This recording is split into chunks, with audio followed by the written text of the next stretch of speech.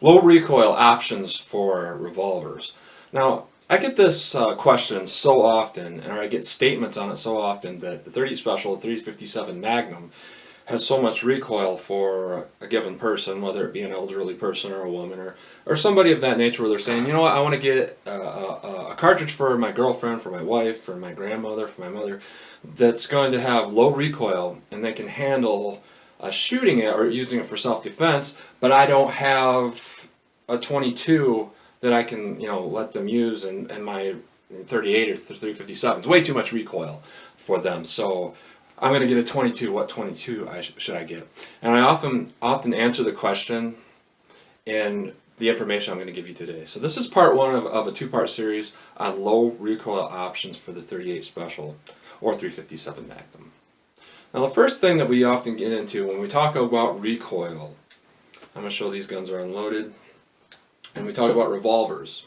Now, I've witnessed this personally several times, helping people purchase guns. And obviously, I oftentimes lean people towards revolvers that are a little bit unexperienced. And the common thought when these people first pick up revolvers such as this, they'll pick up this and their thought is, wow, that's going to recoil or kick, as most of them say it, so hard. I could never handle something like this. This is too unwieldy. This is too big. And then they pick up something like this and say, wow, that fits my hand. That's not going to recoil at all because it's small.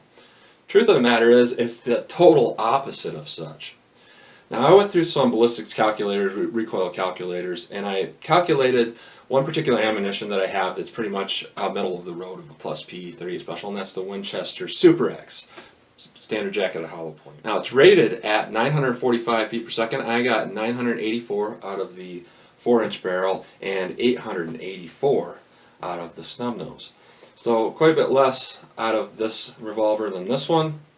However, the actual recoil force was significantly different between the two of these, based completely on weight. This is a 10.8 ounce firearm, and a lot of the J-frames are pretty much in that weight range of about 12, 13, 14, 15 ounces. This gun is 39 ounces, 39 and some change, and I did all the recoil force calculations on these, and you'd be pretty surprised at what I was getting with that particular ammunition. The recoil velocity in this gun with that particular ammunition was 8.7 feet per second. The recoil velocity in this gun was 29.1 feet per second. That is a 234% increase in felt recoil velocity in this gun. Recoil energy in this gun was 2.92 foot-pounds, and this gun 8.95 foot-pounds. An increase of 207% felt recoil energy in this little J-frame versus this particular gun with the same ammo. So the very first thing you got to think about when you think about having low recoil options for people that are a little bit recoil sensitive is choose the gun accordingly. Little tiny guns like this are going to recoil much more with the same ammunition than heavy guns. That's just simple science. But I have some different cartridges here on the table, and I'm going to share a little bit about these cartridges and their low recoil options, and their low recoil options for a particular reason. Now, a couple of these, like this is a wad cutter, and this is the 200 grain Super Police, and this is 148 grain, this is over 200 grain. Now, they operate basically in the same way.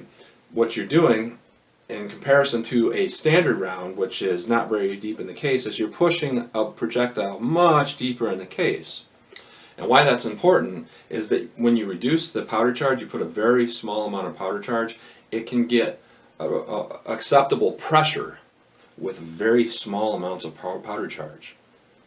So if you put the same amount of powder charge in a standard loaded cartridge where the bullet is not set as deeply in, what would happen is, because the 38 Special 357 is so long, you reduce your pressure so much with such a tiny charge that you might not even get the bullet out the barrel.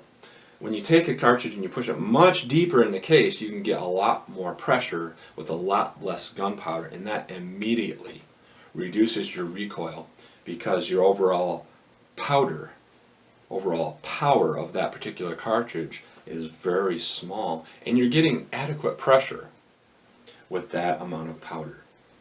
Now, another thing to keep in mind, a lot of people don't necessarily know that .38 Special can go in a .357 Magnum. A lot of people do know that, not necessarily everybody. But one thing that most people don't know is that there are preceding cartridges before the .38 Special that can also be put in a .38 Special or .357 Magnum revolver. .38 Long Colt, .38 Short Colt. Even something like this, which is called the .38 not Smith & Wesson, the .38 CBC Special Short. All it is a cut down case, and it's almost identical to the .38 Short Colt, but the difference is it's a little tiny bit longer than the .38 Short Colt, but essentially it's the same thing. And what they did, basically, here's a 9mm next to it. They gave the case almost an identical overall length as the 9mm. So basically what you got is a 9mm auto rim cartridge. It's not exactly, but that's basically what it is. Now, you have to keep in mind when you use .38 Short Colt ammunition, though, that the original antique ammunition loaded for it is loaded at a .375 diameter bullet, as where we all know .38 Special is .357 or .358, .359, in that range.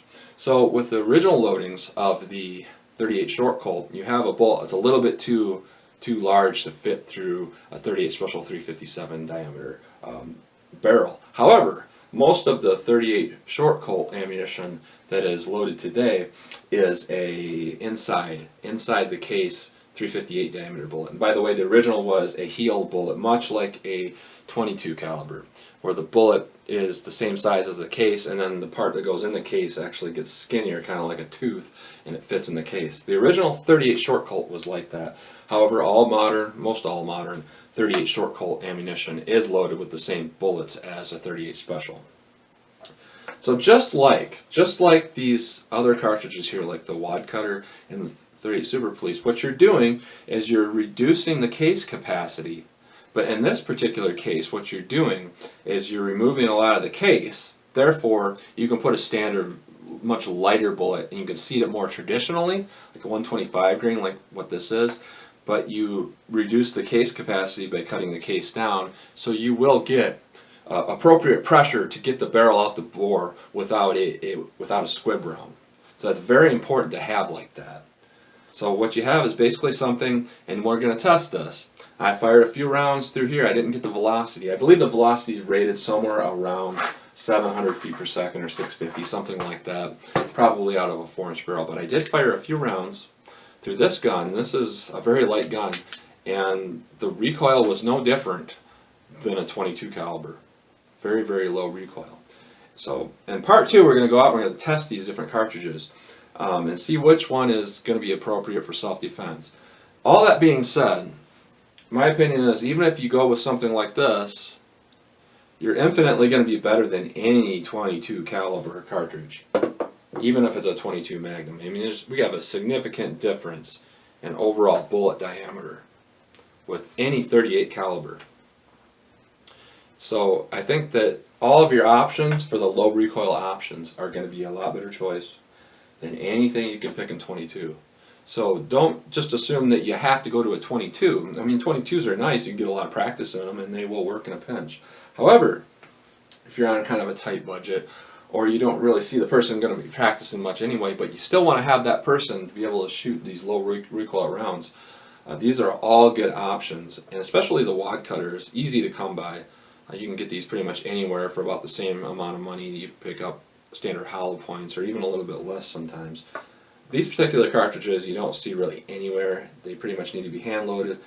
And the .38 Special Short, or the .38 inside the case .38 Short Colt, a little bit hard to come by and a lot more expensive than standard .38 Special. However, when I did fire these, a lot less recoil than either of these two. Almost none. I mean, it literally was like a .22, and I didn't even fire it through this.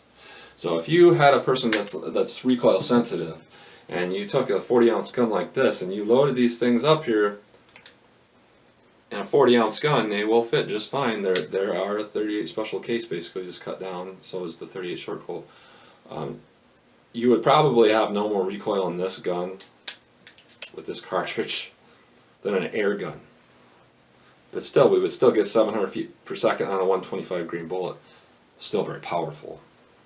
So in part 2, we're going to test that, and I thought I would just give some information about, what can make a nice low recoil cartridge work, and you have better options than 22. So stay tuned to part 2, and we go out and test these things. We'll run through the chronograph, and we'll do some ballistic testing like I normally do on most of my other ammunitions with water jugs and wood and stuff like that. So comment, share, and like, and stay tuned, and as always, thanks for watching.